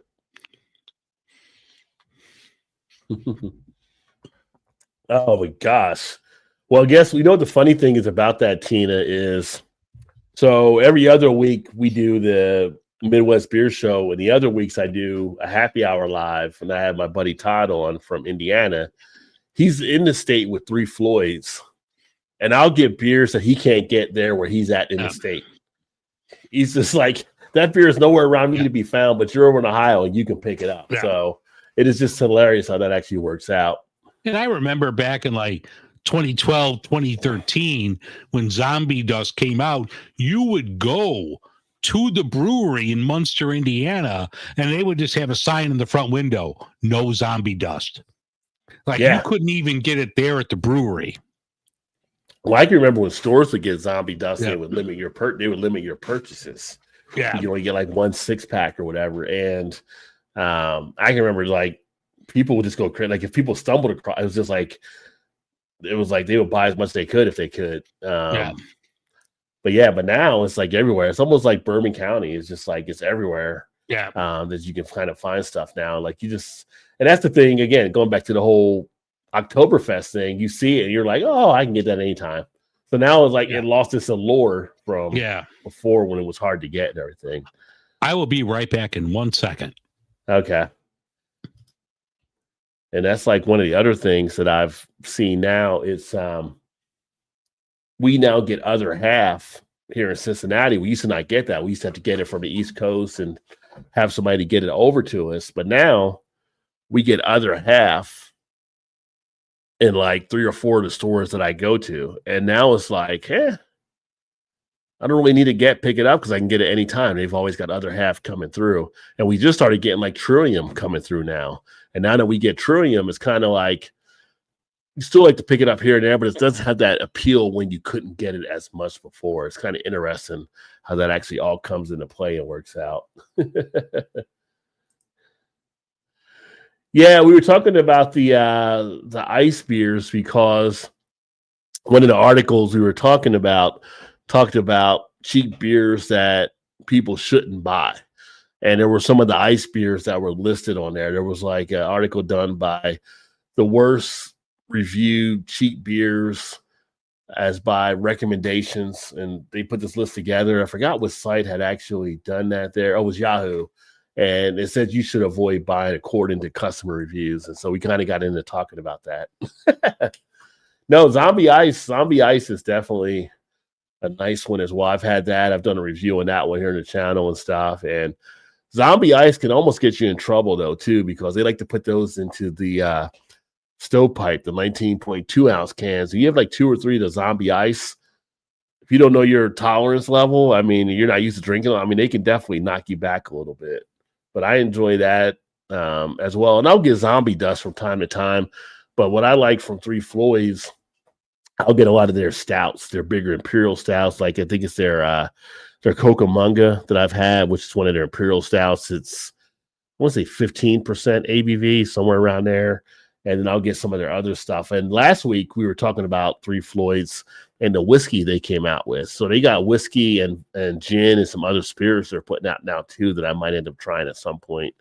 They got a lot of different stuff happening. So they've kind of, even though they're still that brewery, they've kind of starting to branch into distilling and stuff as well. And earlier we were talking about how breweries have to be able to meet the consumer where they were. And Three Floyds has kind of opened up different avenues for them to actually bring in other stuff. So it was kind of cool to see there. But I always enjoy some Three Floyds. I need to go over there at some point. I mean, Munster, Indiana. Yeah. Being in Cincinnati, it wouldn't be a bad drive to actually get up there. And 450 North is another one that's like on your way to Chicago. Exactly. You're right there. Right? If you're going to Munster, you might as well drive up to get a Bad Apple burger. Yeah. Don't say Bad Apple. Yeah. I love some Bad Apple. Yeah. Yeah, the Kansas. Bad Apple needs to sponsor my ass for as much as we talk about them. Well, apparently they're doing well if they open a second location, right? So so they're doing okay. The 19.2 ounce can. Actually, there was a report that came out earlier this year, and the 19.2 ounce can is like the second fastest growing. How you want to say it, like delivery system for beer now out there. Yeah, as far as growing per segment. So a lot of people are adopting it. Some people just don't want to get a 6-pack anymore, and some might not want the 4-pack. They grab the 19.2. The funny thing, like I said, though, is whether it's Zombie Dust or Zombie Ice, we've seen Goose Island do it with their the one with the bear or whatever on the can. Yeah, we're seeing these bear hugs. Yeah, we're seeing like the some of the bell. It's like they're putting these 9% plus ABVs in these cans. They're gonna knock some people on their ass after 2 or 3 of those. So that's like Voodoo Ranger. They're all like the big imperial, loaded with sugar. 10%ers. Yeah. And it's like that. I always find it funny that people were saying that the bombers were too big in the past and they kind of got away from them. Yeah. Well, now we're only down like 2.8 ounces from being a bomber. Yeah. So it's like that 2.8 was it really that bad? Yeah. Well, to close us off, I'm not going to do an Oktoberfest, but I am going to do an autumnal beer from Allagash. This is their Haunted House Black IPA. Comes out every year. I'm a big fan of black IPAs. It says this has Nugget, Cascade, and Northern Brewer hops. Really good black IPA if you're a fan of that style. I have not seen that one. Oh, it's been here for like the last 3 or 4 years. Nice. Yeah. Yeah, usually with Allagash, it's always been like Allagash White that I usually see. Yeah. Look at some of the others, like Jungle Gyms. We have some of theirs. There's just so many beers. So I was there the Saturday before last with Todd and Shannon. They actually came up Jungle Gyms to bring some friends that actually show what Jungle Gyms is like, and we were all there. Worst thing ever. Don't ever go shopping with another beer reviewer because you're like, did you see this one? Did you see that? Like you're on, and then like next thing you know, your cart is like way too full, right? Yeah. So never go shopping with another beer reviewer. If I give anybody any advice, you got the wobbly wheels in the cart trying to push it out. Yeah. We're literally walking out paying somebody's mortgage with so much beer. Yeah. But there was so many different things out there. Finally, you had to put some stuff down. Like, okay, the store will be here. I can come back another time. you know, but the brewers are like limited release. Yeah, you got to get it now. It won't be here 4 months when you come back. And it's just like, so for me now, most of the time when I buy beers I can actually sell it as well. So I'm not rushing to try to drink them. So I limit like IPAs or wheat ales or things along that lines. Usually I get a lot of stouts I can put away for a bit. Sooner or later, you got to drink that. You do got to drink and stuff, but it gives me time. I can go into years versus days or months with the other ones or weeks. I've yet to try their beer. Plan to make a trip. Well, don't be loud if you go, because we just did a story about the neighbors do not like loud noises coming from that brewery. So you gotta be like a mouse. Haunted House Black IPA. Wow, black IPAs, and I love seeing when they come out with them. I'm seeing some breweries doing a little bit more again. It went through a phase where you saw them and then they kind of pulled back, but now you're starting to see a little bit more put their toe back in the water, so to speak. Mm-hmm. 21st, yeah, but we talked about it earlier. 21st Amendment is closing their doors. I don't know if you saw that or not. They're closing by November. They're going to be going out of business, and they're basically calling it a career in the brewing. So, yeah, unfortunately, but they had so many decent. Like I said, I've had a few of theirs, but I didn't have a lot of them. But I've had a few, and I've always was pleased with them.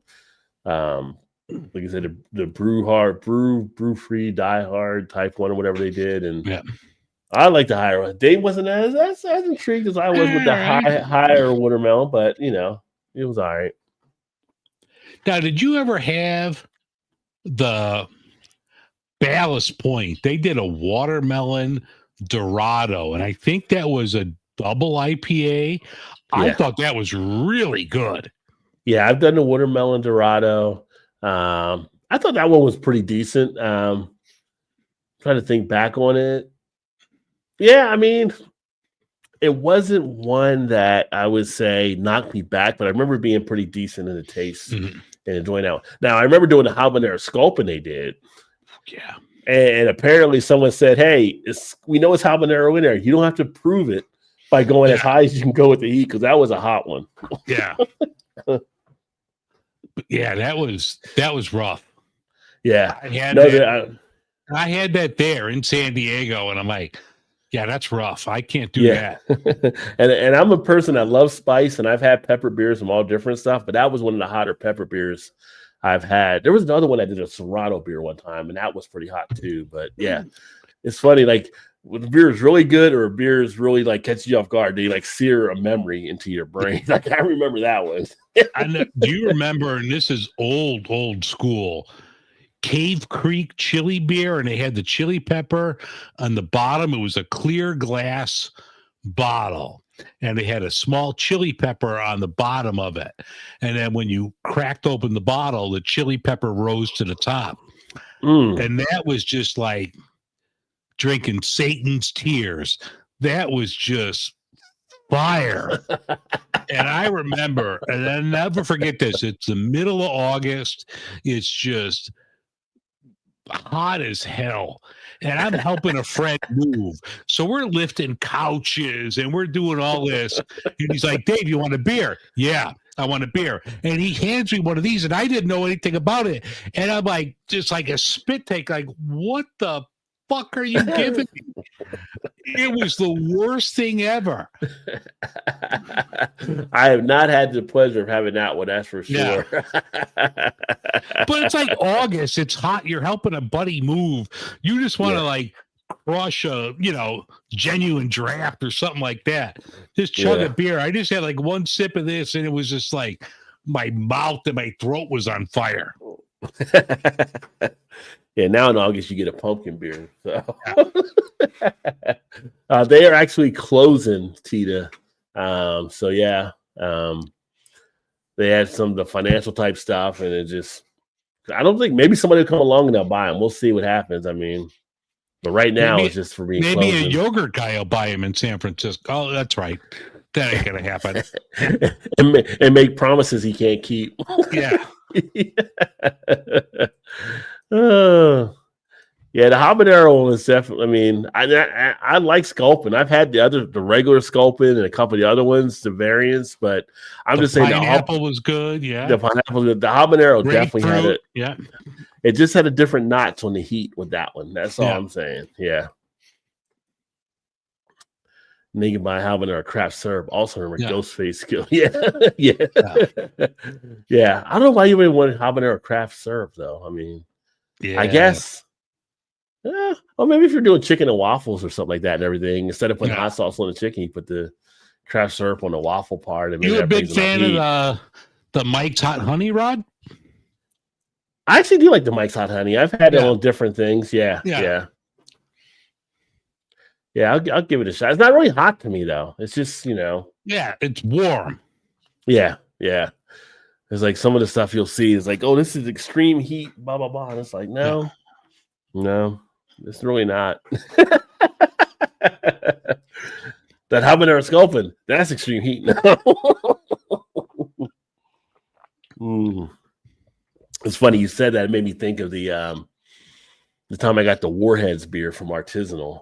And that was kind of like, I was expecting that to be like a more, you have Warhead's candy, like the whole pucker and in your face type thing. And that one didn't really deliver on that kind of. It was just like they got to deal with them, put on the logo. And it was kind of like a little bit tart, but not like you were expecting to be hit on. You ever had the Warhead soda pop? I have not had the soda pop. Oh, I have a can I could bust open right now if you want. Wow. Well, you can tell me about it. Hold on. If you want to, Hold on. Dave's gonna be peeing all night long, folks. I wake up in the middle of the night, it's on you. Between the beers and the soda, yeah. I'm trying to think who had the Serrano pepper beer, Tina. Let me take a look here. Might have been Sagatuck out of Michigan, maybe.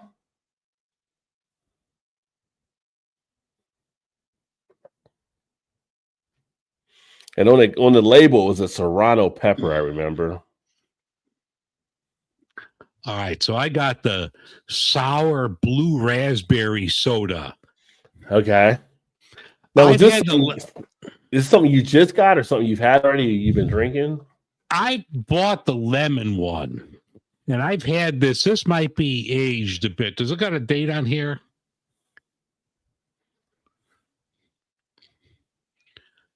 I'm good. I'm good this month. So this is sour. Oh, wait, let me face the label here. Sour blue raspberry soda from Warheads. It looks blue. It looks like windshield solvent blue. For Loco blue.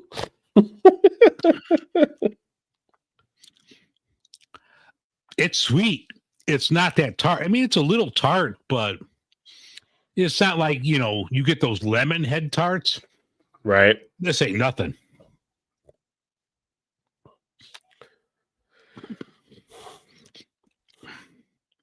So it may have been sweet. That might have been like how the beer one just doesn't really kick over the tartness like you expect. Yeah.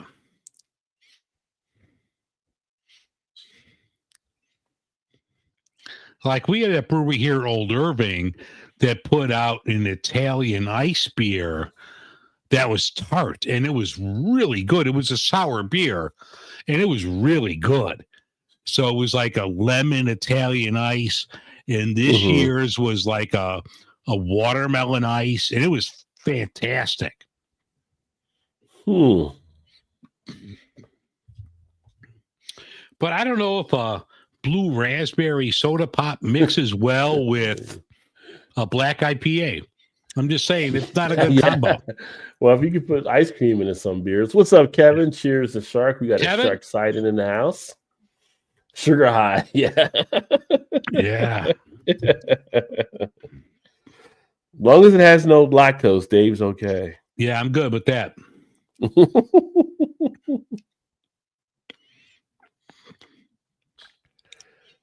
Where is this thing? See if I can find it. I'll try to find this one for Tina. We had nothing to talk about, and we're like an hour and 40 minutes here. Look at us. Yeah. We had no news. Like the regular old sewing club. Yeah.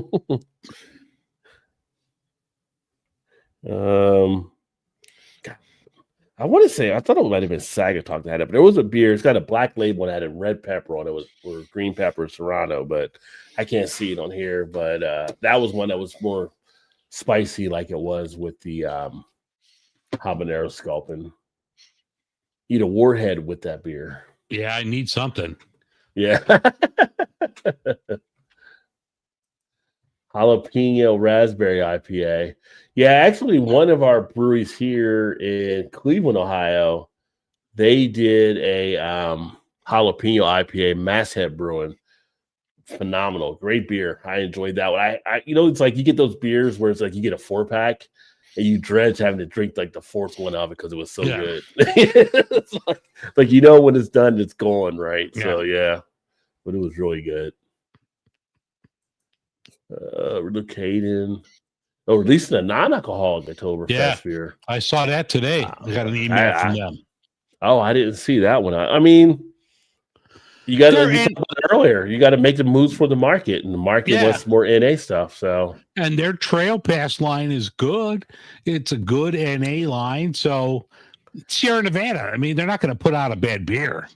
Yeah, I've heard good stuff about Trail Pass. I haven't tried it yet. I've been doing more of the NA beers, and also for those of you that have been following, whether it's on here, on the podcast, wherever.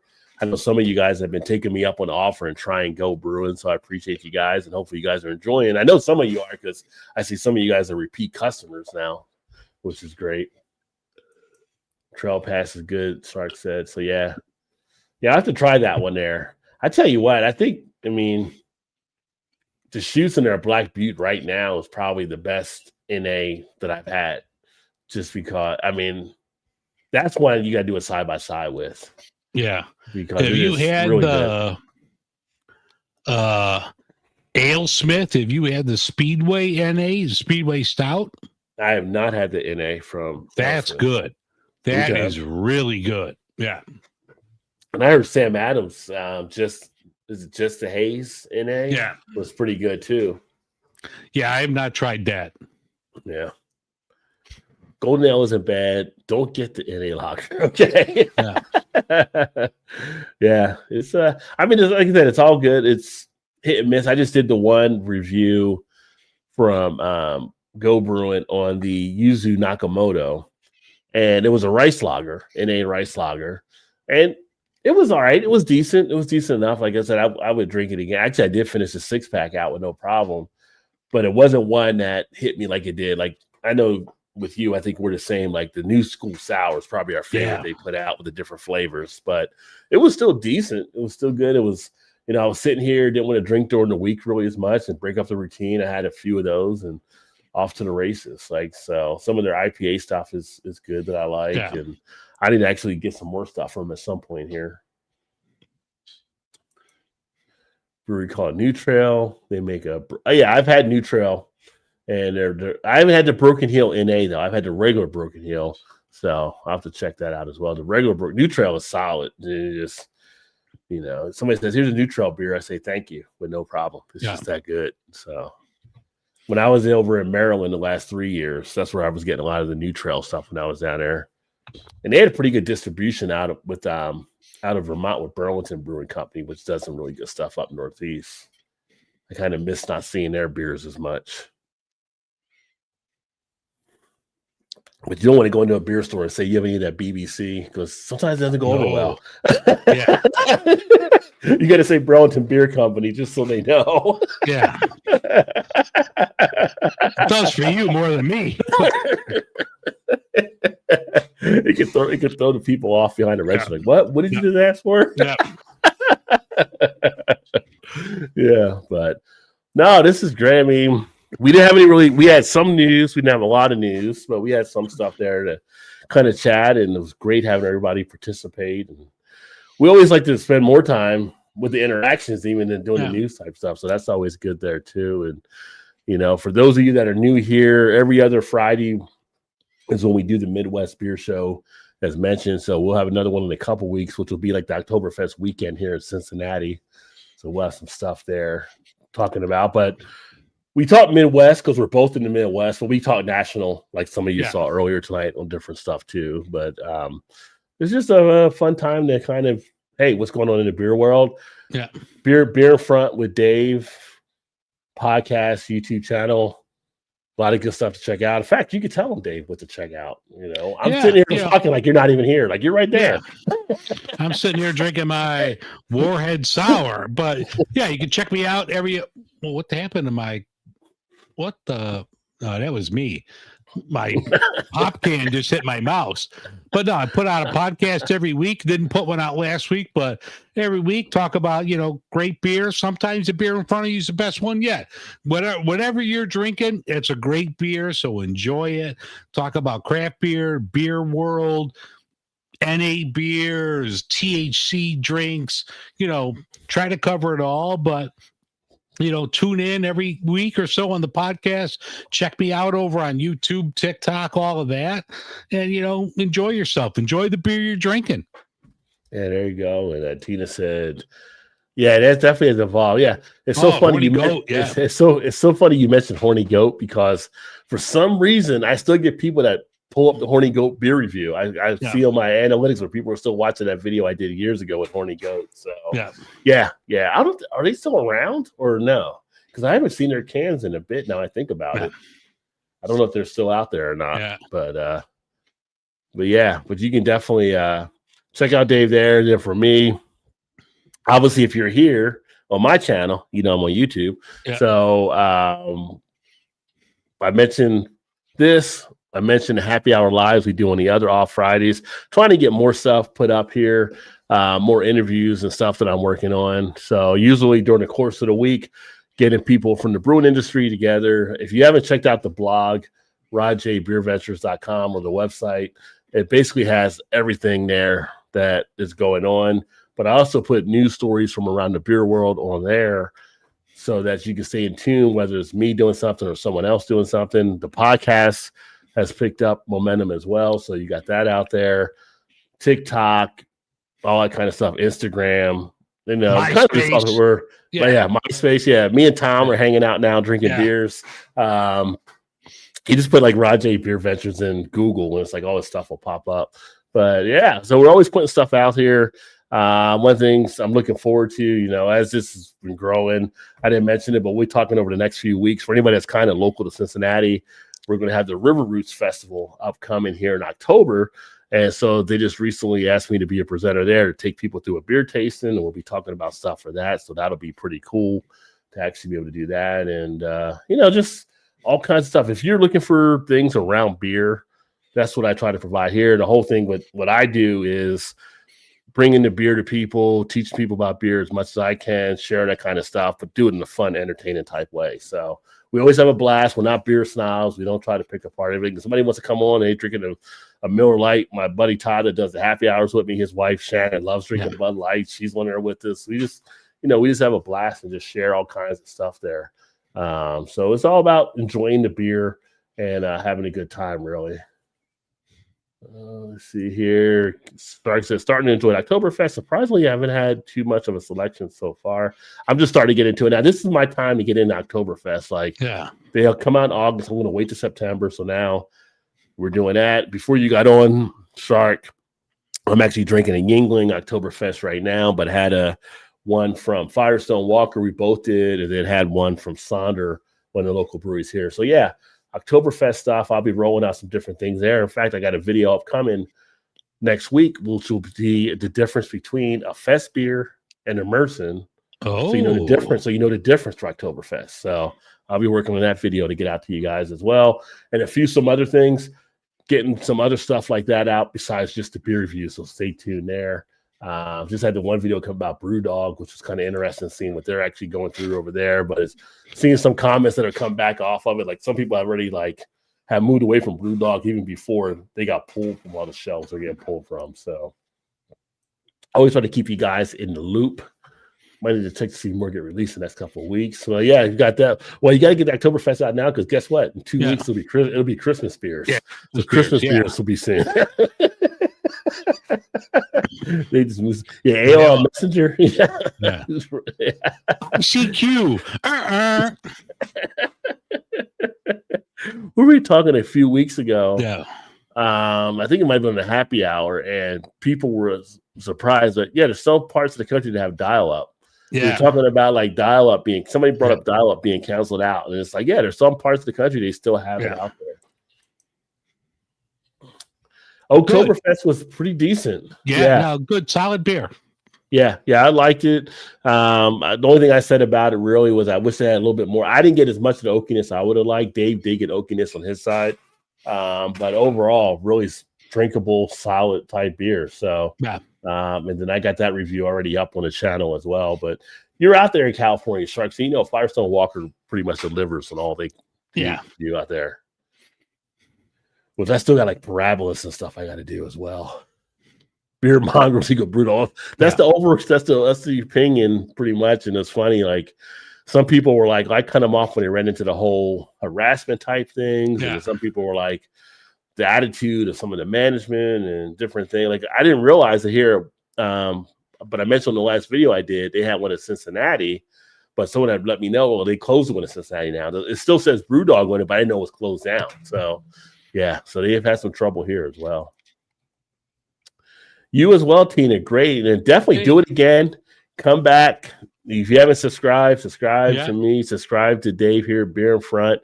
We'll be back in a couple weeks on this, but next week we do the happy hour. You might see Dave on that as well, because happy hour, we just have all different people come on and we laugh and just drink beers. We tell jokes and just more like if you're at a bar having happy hour. Yeah. So we drink beer, but it's not as beer focused. It's just kind of the tension, just to have fun. So we always like to kind of do that too. It's a breakfast club, but with beer. Yeah. But beer. There you go. Yeah. Because we're too young to still go to McDonald's and do the breakfast club there.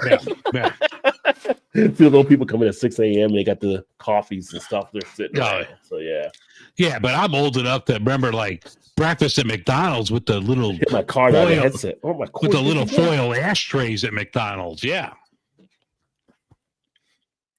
Well, Rod's having technical issues, but back at McDonald's in my day, you'd go and you'd have the little tinfoil ashtrays, and you'd just have your cigarette and coffee before you go to school.